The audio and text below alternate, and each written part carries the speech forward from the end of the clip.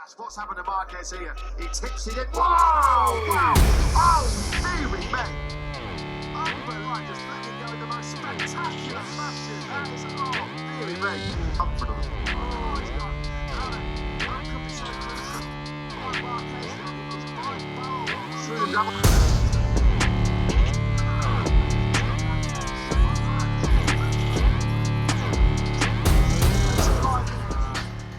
2022 season was really tough, some crashes.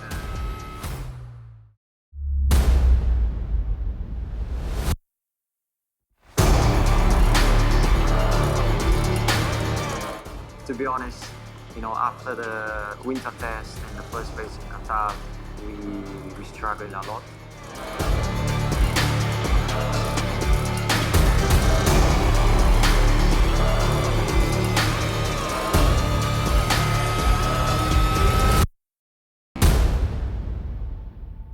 In what was once their dominant sport and king of the pinnacle of racing, MotoGP, they have literally fallen to also-ran status.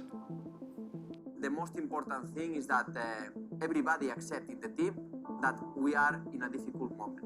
And as soon as you accept, now it's time to work, time to try to understand how is the way or the best way to improve for the future. Honda's only factory win at the world level came at Suzuki 8 Hour this year, and in their own backyard.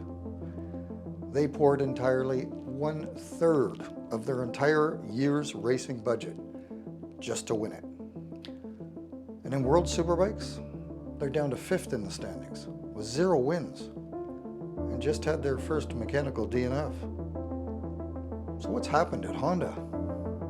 And why are they in such a bad way everywhere with their bikes, cars, racing? What's changed? What's happened? Do they just not care anymore? Or has Honda decided to go in another direction? But where?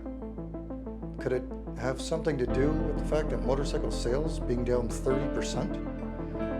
Ouch. Or are we seeing the results of a perfect storm of rapid change? COVID stopping shipping and manufacturing?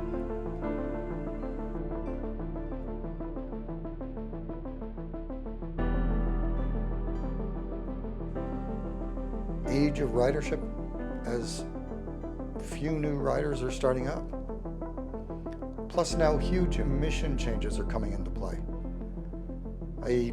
them dropping models from their lineup as well as the other manufacturers. Well, here's what I think. The biggest problem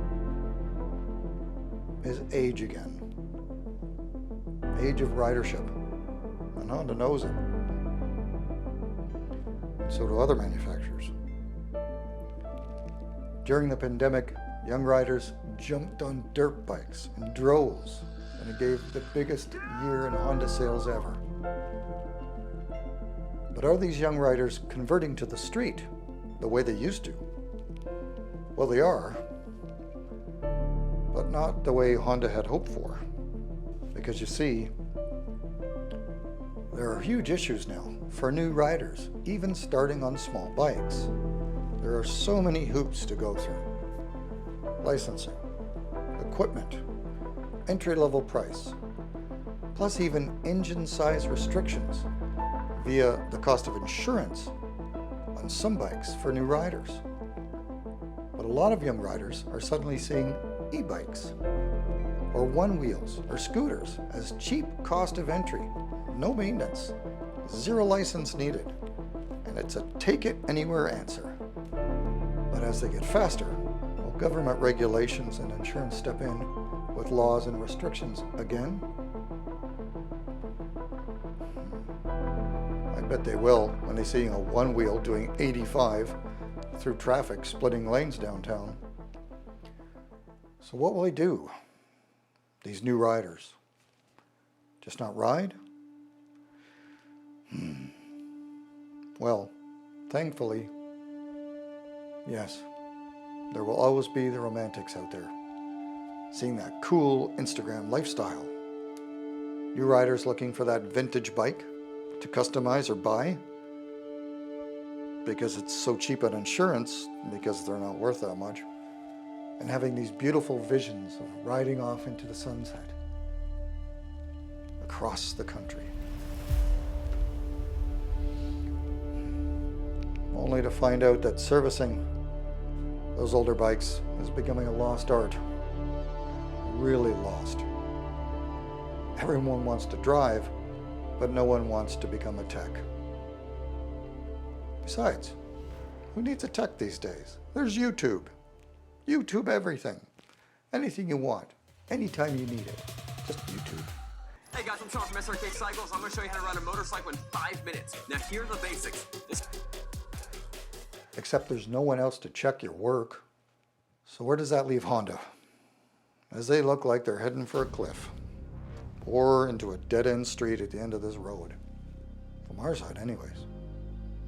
Or are they simply closing door number 1 to show us door number 2? And will we, the metal traditionalist gearheads, be ready for the market to suddenly swerve to an apparent younger crowd or newer ridership and what they might want in a bike? Because it is coming. It's already in Japan. Subscriptions to motorcycles. Just pick what Honda has to offer, and the insurance is included in the price. Oh, and there's no need to park your bike all winter and stare out the window waiting for spring. Now you can go enjoy that vacation south. And guess what? If they have it down there, your subscription works anywhere.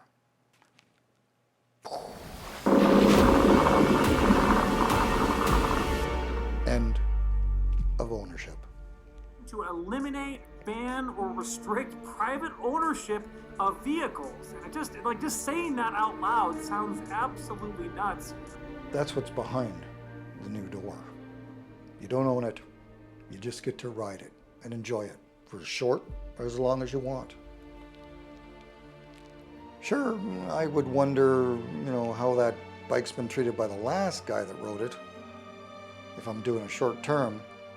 But it's okay, because I'll be picking it up from a Honda Center. They used to be dealerships. And they fix it and maintain it, because it's on them now, not you. All in the price of a monthly, seasonal, or yearly subscription. Oh, and if you treat the bike badly, that's reported back to Honda. Puts a little flag on your account. Like say, you get caught with a huge speeding ticket. Well, guess what? You get fined by the cops, and your subscription, bye-bye, over, done, canceled. They won't want you in their club anymore. We supply the bike. You just have to behave. That's the new control. Because that's how they can offer you insurance in the price. It's literally going to be based on your behavior as an individual, not in a group. And that's radical change. But that leads us to the next idea that's coming. Electric motorcycles, big ones. Will it happen? Will they have the range?